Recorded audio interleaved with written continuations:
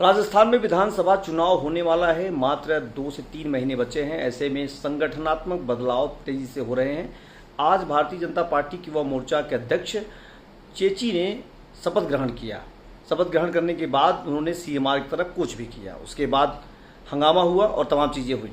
हमारे साथ मौजूद हैं पूर्व भाजपा अध्यक्ष हिमांशु शर्मा। से समझते हैं कि इनका जो कार्यकाल था वो कैसा रहा, किन मुद्दों पर पार्टी को ज़्यादा मेहनत करनी पड़ी, अभी आने वाले समय में किन किन बातों पर इनको ध्यान देना होगा, और संगठन का जो विस्तार हुआ, संगठन पे जो चीज़ें हुई, जो बदलाव हुआ, उसे कैसे देख रहे हैं। हम सीधे बातचीत करने चलते हैं हिमांशु शर्मा से। हिमांशु जी, आपका एबीपी लाइव बहुत बहुत स्वागत है। नमस्कार।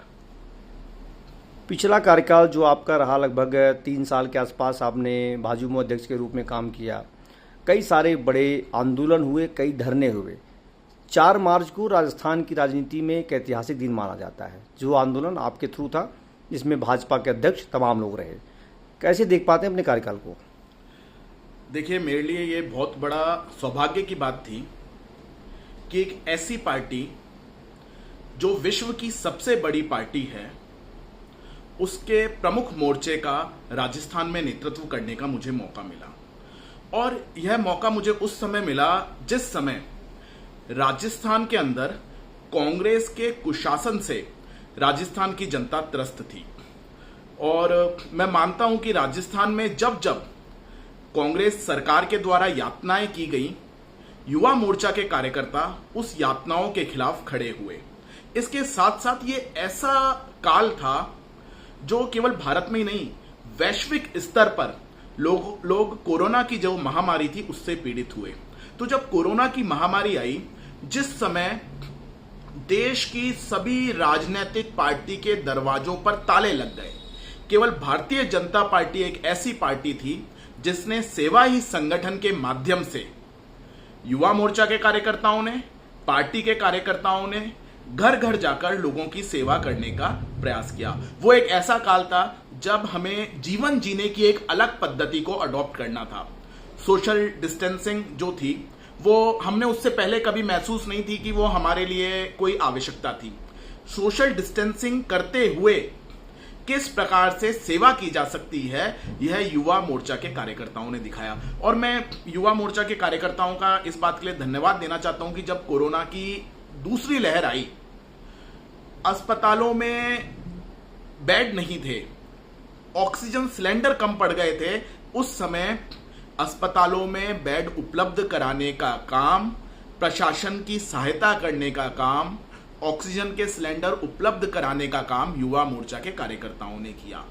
लोग मास्क का अधिकाधिक उपयोग करें, मास्क वितरण का काम युवा मोर्चा के कार्यकर्ताओं ने किया। सैनिटाइजर का उपयोग अधिकाधिक करें, युवा मोर्चा के कार्यकर्ताओं ने सैनिटाइजर वितरण का काम किया और जन जागरूकता फैलाने का भी काम किया। इसके अतिरिक्त राजस्थान के अंदर पेपर लीक के जो प्रकरण हैं, उसको राजस्थान की सरकार ने परंपरा बनाने का काम किया। तहसील स्तर से लेकर प्रदेश स्तर तक आक्रामक आंदोलन युवा मोर्चा के कार्यकर्ताओं ने किया। नाथी का बाड़ा लिखकर एक बहुत बड़ा विरोध प्रदर्शन युवा मोर्चा के कार्यकर्ताओं ने पूरे प्रदेश में किया। शिक्षा मंत्री के घर पर ताला जड़ने का काम किया। मैं बहुत बड़े बड़े आंदोलनों का उल्लेख नहीं करूंगा, पर जब हमारी बहनों के ऊपर अत्याचार हुआ तो युवा मोर्चा के कार्यकर्ता उसी जिले में जाकर वहां के प्रशासन के सामने विरोध करने का काम भी किया। ये तो हो गया आपका काम। अब आपसे जब मैंने वो इंटरव्यू किया था, आप उसमें अध्यक्ष हुआ करते थे, तो आपका ये कहना था कि यहाँ पर हम स्टार्टअप पे एक योजना लाएंगे, अगर सरकार आती है स्टार्टअप पे काम किया जाएगा। राजस्थान में शायद अब इस समय यूसीसी का भी बड़ा एक मुद्दा चल रहा है कि कैसे यूनियन सिविल कॉमन कोड को लेकर के चर्चा की जाए। आप यूथ मोर्चा के अध्यक्ष रहे हैं, चुनाव आने वाला है, कैसे देख पा रहे हैं चीज़ों को? कैसा रह सकता है इसका यहाँ पर माहौल? देखिए, पहली बात तो समान नागरिक संहिता का जो विरोध करते हैं वो भारत के संविधान का विरोध करते हैं। भारत के संविधान निर्माताओं ने जो प्रावधान भारत के संविधान में डाले, उनका विरोध करते हैं। मेरा मानना है कि जब तक भारत के संविधान में अनुच्छेद 44 है, तब तक आप समान नागरिक संहिता को ना नहीं कह सकते।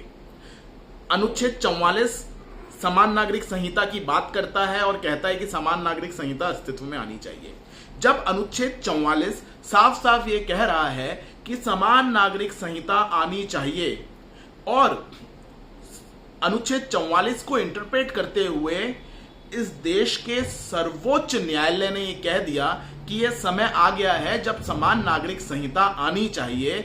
उस समय अगर कोई समान नागरिक संहिता का विरोध करता है तो वो माननीय उच्चतम न्यायालय के न्यायिक दृष्टांत का भी विरोध करता है।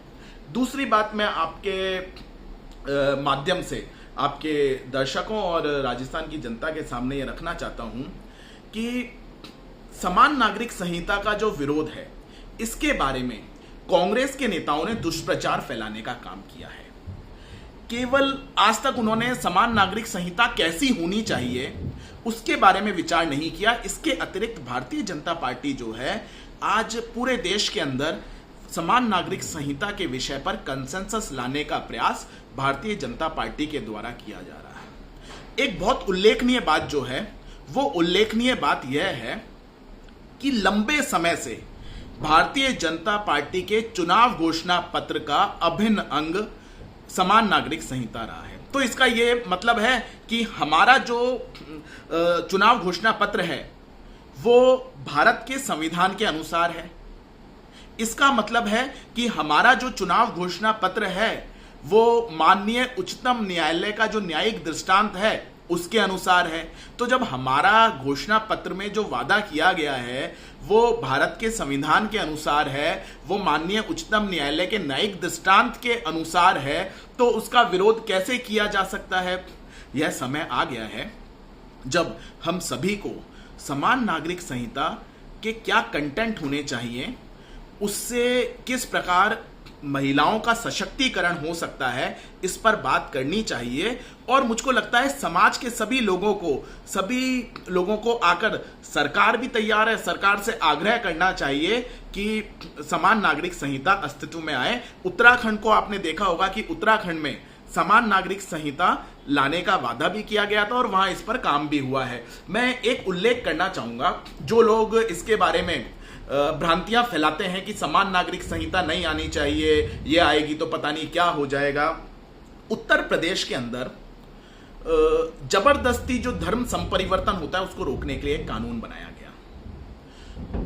जो दबाव डाल के धर्म संपरिवर्तन को रोकने का कानून बनाया गया, अगर हम उत्तर प्रदेश के कानून का अध्ययन करेंगे तो उस कानून के अनुसार किसी एक धर्म से दूसरे धर्म में अगर दबाव डालकर धर्म संपरिवर्तन होता है तो उसको निषेध किया गया है। इसका मतलब है कि दबाव डालकर किसी भी धर्म से दूसरे धर्म में धर्म संपरिवर्तन नहीं हो सकता। इसका मतलब यह कानून सभी धर्मों पर समान रूप से लागू हो रहा है, और जो कानून सभी धर्मों पर समान रूप से लागू होगा वही समान नागरिक संहिता होगी। तो उत्तर प्रदेश में जो एक धर्म से दूसरे धर्म में दबाव डाल के धर्म संपरिवर्तन को रोकने का कानून बनाया गया है, वो भी एक तरह से समान नागरिक संहिता का ही रूप है। परंतु कांग्रेस के नेता इसको समझते हैं, परंतु समझते हुए भी लोगों के बीच में भ्रांति फैलाने का काम अपने वोट बैंक के कारण करते हैं। अब तो बात होगी चुनाव की, कर लेते हैं एक बात आपसे, क्योंकि यहाँ पर भाजयुमों के जितने भी अध्यक्ष रहे, लगभग विधानसभा, लोकसभा, संगठन, सरकार, हर जगह रहे। हिमांशु शर्मा ने लगभग 3 साल भाजयुमो के अध्यक्ष के रूप में काम किया। लगभग पूरे प्रदेश में आपका दौरा भी रहा। मुझे याद है कि आपसे बात हुई थी तो आप उसमें बॉर्डर पे गए हुए थे, जैसलमेर, बाड़मेर, तमाम जगहों पे आपके दौरे भी हुए। हिमांशु जी, क्या समझा जाए, अब तैयारी क्या है चुनाव को लेकर के, संगठन को लेकर के? अब क्या कर रहे हैं आप? अध्यक्ष के पद पे नहीं हैं तो क्या चल रहा है आपका इस समय? दौरा क्या है, कहाँ पर कार्यक्रम चल रहे हैं आपके?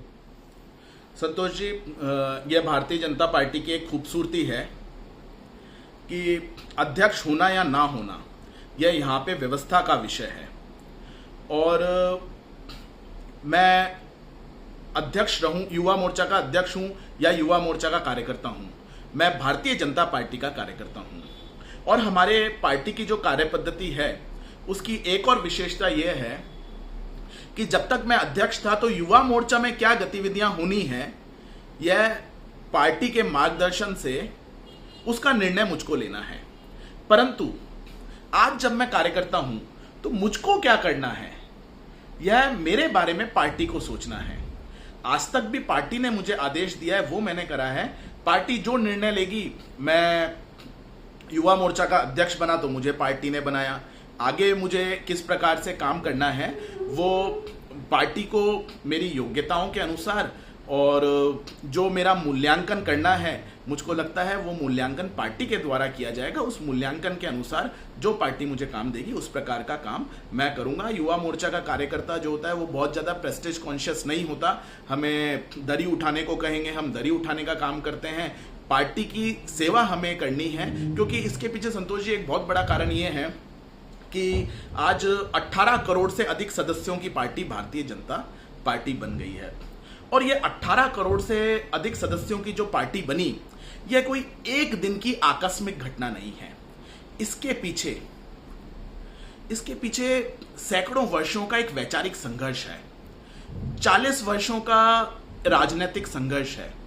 और इस सैकड़ों वर्षों के वैचारिक संघर्ष ने हमें पंडित दीनदयाल जी उपाध्याय दिए, सैकड़ों वर्षों के राजनीतिक संघर्ष ने हमें श्यामा प्रसाद जी मुखर्जी दिए, सैकड़ों वर्षों के हमारे वैचारिक संघर्ष ने और ये राजनीतिक संघर्ष जो हमारा रहा है पार्टी की स्थापना के बाद, उसने हमें अटल जी और अडवाणी जी जैसा नेतृत्व दिया। हमारा जो 40 वर्षों का राजनीतिक संघर्ष है और सैकड़ों वर्षों का जो हमारा वैचारिक संघर्ष है, उसने हमें माननीय प्रधानमंत्री आदरणीय नरेंद्र मोदी जी, आदरणीय अमित शाह जी, आदरणीय जेपी नड्डा जी ऐसा नेतृत्व हमें प्रदान किया है। तो मुझको लगता है इस नेतृत्व में कार्यकर्ता के रूप में काम करना मेरे लिए सौभाग्य की बात है। और मुझे इस कालखंड में युवा मोर्चा के प्रदेश अध्यक्ष के रूप में काम करने का मौका मिला, इससे बड़ी बात मेरे लिए नहीं हो सकती। और मेरे जीवन में बहुत सारी घटनाएं हुई होंगी, उसमें से जो प्रमुख घटना जो मैं मानता हूं वो मानता हूं कि मुझे भारतीय जनता पार्टी का कार्यकर्ता बनने का सौभाग्य मिला। तो क्या समझा जाए 23 के चुनाव में हिमांशु शर्मा क्या करने वाले हैं, कुछ क्या कहाँ देखा जाएगा आपको? मैं जहां पार्टी बोलेगी वहां देखा जाएगा, और पार्टी की सेवा करने के लिए मुझे जैसलमेर भेजेंगे तो जैसलमेर सेवा करूंगा, जयपुर में रखेंगे तो मैं जयपुर में सेवा करूंगा। प्रचंड बहुमत के साथ भारतीय जनता पार्टी की सरकार आनी चाहिए, यह हमारा ध्येय है। और सरकार बनेगी और राजस्थान के अंदर सुशासन होगा, राजस्थान के अंदर डबल इंजन की सरकार होगी, और उस डबल इंजन की सरकार के माध्यम से राजस्थान का जो युवा होगा वो खुशहाल जिंदगी निकाल रहा होगा। तो ये थे हमारे साथ भाजयुमो के पूर्व अध्यक्ष हिमांशु शर्मा। इनका कहना है कि पार्टी जहां कहेगी वहां के लिए तैयारी होगी, वही काम किया जाएगा जो पार्टी कहेगी। एबीपी लाइव के लिए संतोष कुमार पांडे, जयपुर।